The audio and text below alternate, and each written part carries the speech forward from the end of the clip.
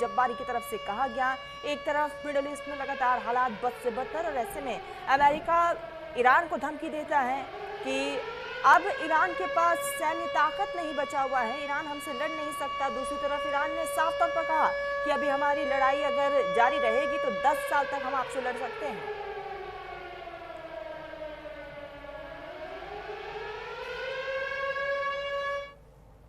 Middle east में जारी जंग का आज 11वां दिन है और इसी बीच ईरान की राजनीति में ऐसा बड़ा फैसला हुआ है जिससे पूरी दुनिया की चिंता बढ़ गई है।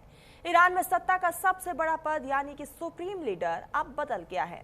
मुस्तबा को ईरान का नया सुप्रीम लीडर चुन लिया गया है।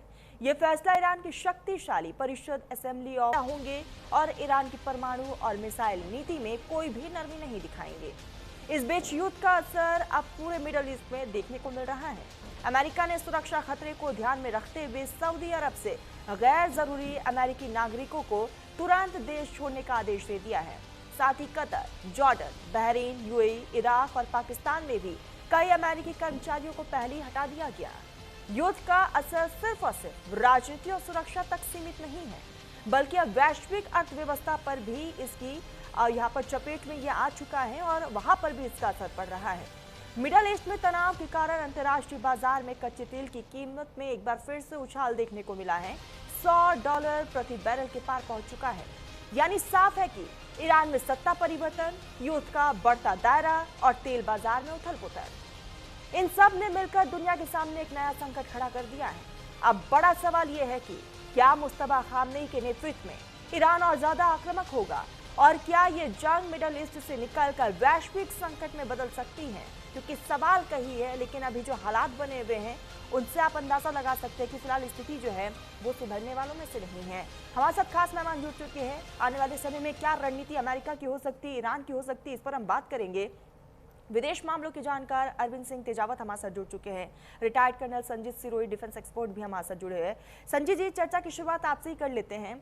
एक तरफ लगातार अमेरिका की तरफ से धमकियां ईरान को दी जा रही है। हालांकि इस बीच डोनाल्ड ट्रंप की तरफ से एक बयान सामने आया जिसमें डोनाल्ड ट्रंप ने कहा कि बस अब ये युद्ध कभी भी खत्म हो सकता है, अब ये युद्ध ज्यादा नहीं चलेगा क्योंकि ईरान की सैन्य ताकत बिल्कुल कमजोर हो गई है। लेकिन इसी बीच जो है अचानक से ईरान की तरफ से बड़ा बयान सामने आता है। ईरान कहता है कि अगर ये लड़ाई आने वाले 10 साल तक भी चलेगी तो हम लड़ने के लिए बिल्कुल तैयार हैं।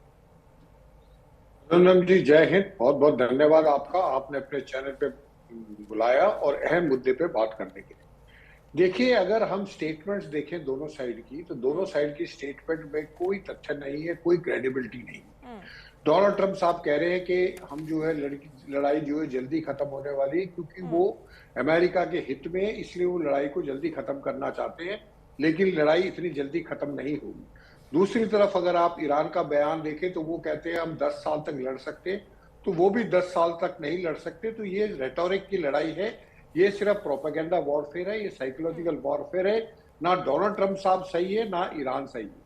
अभी एक्चुअल पोजीशन क्या है? एक्चुअल पोजीशन ये है कि दोनों साइड से खर्चा बहुत ज्यादा हो चुका है। और अगर आप देखें खर्चे की बात करें तो तकरीबन पहले हफ्ते में $6 बिलियन अमेरिका खर्च कर चुका है। $891 मिलियन रोज का खर्चा है इस लड़ाई में। तो अब अंदाजा लगा सकते हैं कि अगर एक हफ्ते का $6 बिलियन है तो अमेरिका चाहता है ये लड़ाई जल्दी से जल्दी खत्म हो जाए। पर ये क्या लड़ाई खत्म होगी? नहीं, इतनी जल्दी खत्म नहीं होगी जितनी जल्दी अमेरिका चाहता है। एक तरफ अमेरिका कह रहा है कि उनकी हमने एयरफोर्स को खत्म कर दिया, नेवी को खत्म कर दिया, और दूसरी तरफ जो है टारगेट पे टारगेट स्ट्राइक करे जा रहे हैं। अगर आपने सबको खत्म कर दिया तो फिर आप टारगेट क्यों स्ट्राइक कर रहे हैं? फिर क्यों जो है इजराइल ने 6 एयरफील्ड के ऊपर हमला किया? अगर आपने उनकी एयरफोर्स को ही खत्म कर दिया तो एयरफील्ड का फिर वो क्या करेंगे जब एयरफोर्स ही नहीं है? तो ये जो चीजें हैं, बयानबाजी है, ये सिर्फ गुमराह करने के लिए है, अपनी डोमेस्टिक जो उनकी पब्लिक है उसको खुश करने के लिए। अदरवाइज सच्चाई ये है कि लड़ाई जो है चलने वाली है। और जब से ये मुस्तबा खमैनी आए हैं तब से जो आप देखेंगे कि इजराइल के ऊपर हमले और ज्यादा खतरनाक हो गए हैं। अब जो है वॉरहेड, एक टन के 2 टन के वॉरहेड इस्तेमाल किए जा रहे हैं। 10 मिसाइल फायर होती है, उसमें से 10 में से अगर 9 भी इंटरसेप्ट हो जाती है तो एक मिसाइल जो है वो भी जाके जब गिरती है तो उससे जो है काफी नुकसान पहुंचता है। तो मुझे नहीं लगता है कि ना लड़ाई 10 साल चलेगी, और ना मुझे ये लगता है कि जो डोनाल्ड ट्रंप साहब कह रहे हैं कि लड़ाई जल्दी खत्म होने वाली है।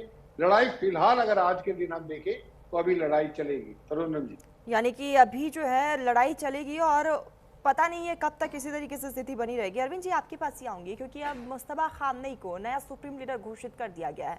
हालांकि अमेरिका इस चीज़ से बिल्कुल भी खुश नहीं है। अमेरिका चाहता है कि सुप्रीम लीडर का अगर चुनाव हो तो उसमें अमेरिका का दखल ज़रूर हो। मुस्तफा खामनेई के आने पर अब आप ईरान की राजनीति को कैसे देखते हैं और इस युद्ध को किस दिशा में जाते हुए देख रहे हैं आप? देखिए तरन्नुम जी, मुझे लगता है मुस्तफा खामनेई साहब के आने के बाद में चीजें वैसी ही रहेगी, उल्टा उसमें और ज्यादा इंटेंसिटी के साथ वो लोग लड़ाई करेंगे। इसका कारण है, जिस व्यक्ति ने अपने पिता को खो दिया, अपनी माँ को खो दिया और अपनी पत्नी को खो दिया, वह व्यक्ति, उसके पास सिवाय लड़ाई के अंदर से, दिल से और कोई भी आवाज नहीं आएगी।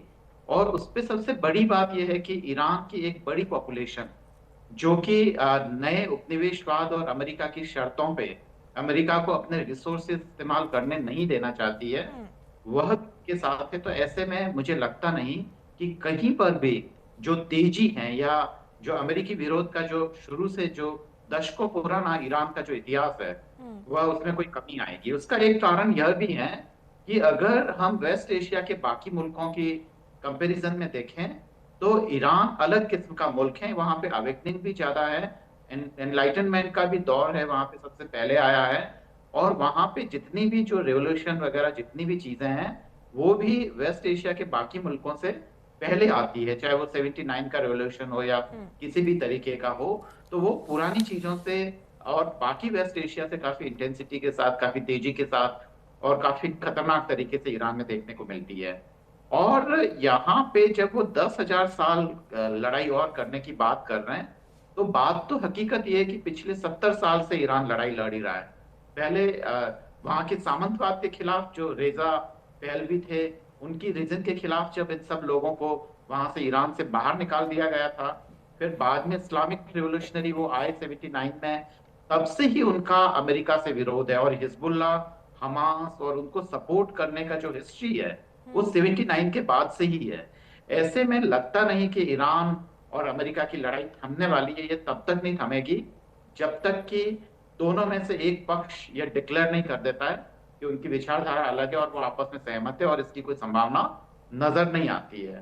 तो जब जब अमेरिका उस पूरे वेस्ट एशिया में अपनी कॉलोनी या नियो कॉलोनिज्म के तहत वह नई नई अपने लिए यहाँ पे जगह तलाशेगा, अपने पिट्ठुओं को बिठाएगा, तब तक ये लड़ाई जारी रहेगी। तरन्नुम जी, संजीत जी आपके पास ही आऊंगे। जैसा कि अरविंद जी ने भी जिक्र किया कि ये लड़ाई जो अभी फिलहाल खत्म नहीं होगी, यानी कि साफ है संजीत जी कि आने वाले समय में और भी हो सकता है कि खतरनाक तस्वीरें हमें देखने को मिले।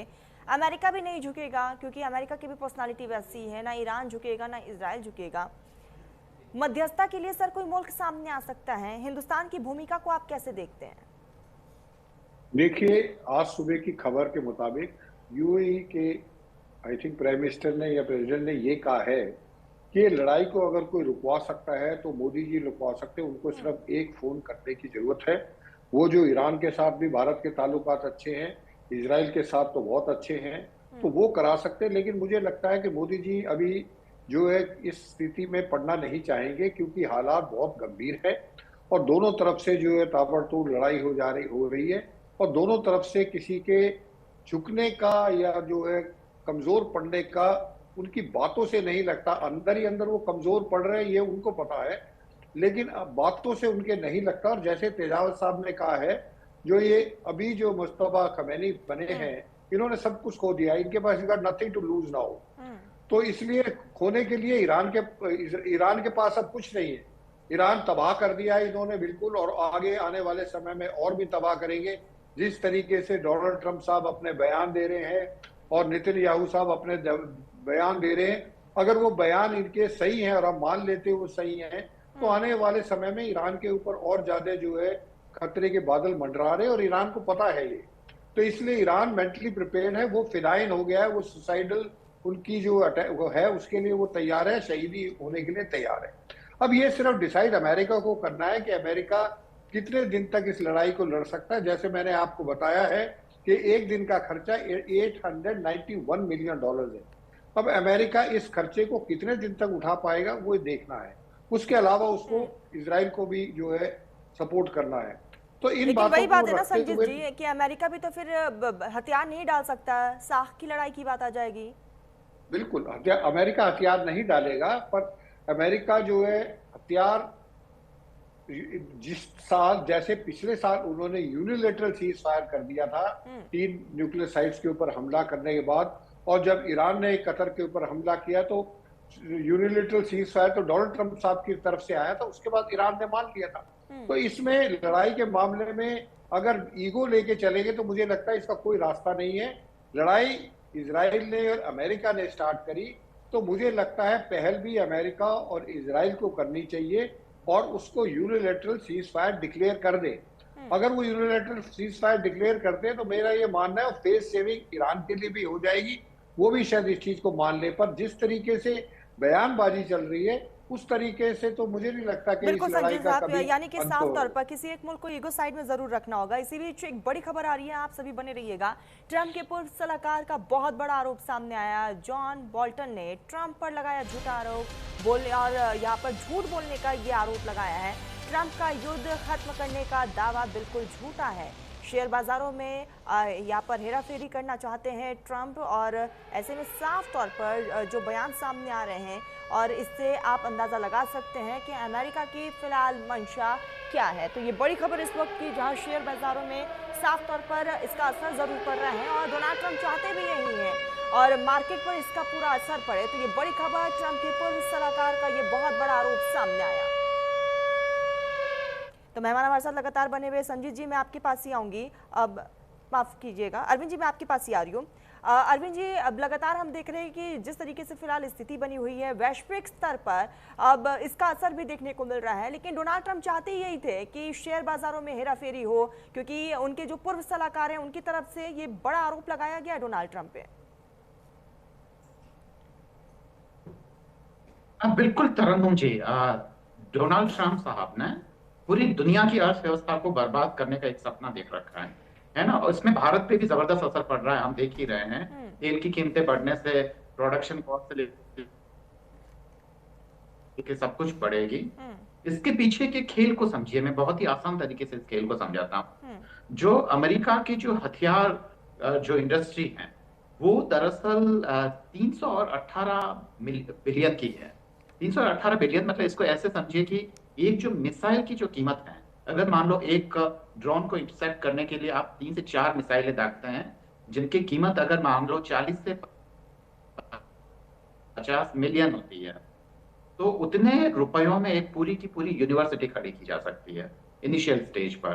तो आप अंदाज लगा सकते हैं कि वो कितनी मिसाइलें दाग रहे हैं, कितना कर रहे हैं। और ये किस लिए कर रहे हैं?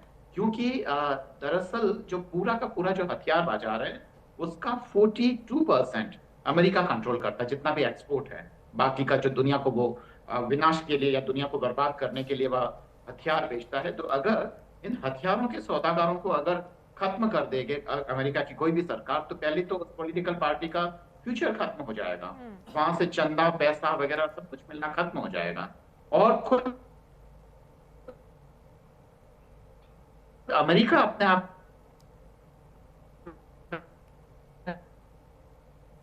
खत्म। ठीक है अरविंद जी, आपकी आवाज क्लियर नहीं आ रही, आऊंगी मैं आपके पास, इसे हम ठीक करवाते हैं। संजीत जी मैं आपके पास ही आऊंगी। अब संजीत जी मैं आपके पास ही आऊंगी। फिलहाल तमाम चीजें का एक बहुत बड़ा सोर्स है वो खत्म होगा, ऐसा कौन सा दिन है? तो यही तमाम चीजें हैं तरन्नुम जी। संजीत जी मैं आपके पास ही आऊंगी। लगातार हम देख रहे हैं कि जिस तरीके से हालात बने हुए हैं वैश्विक स्तर पर भी इसका असर हो रहा है, खासतौर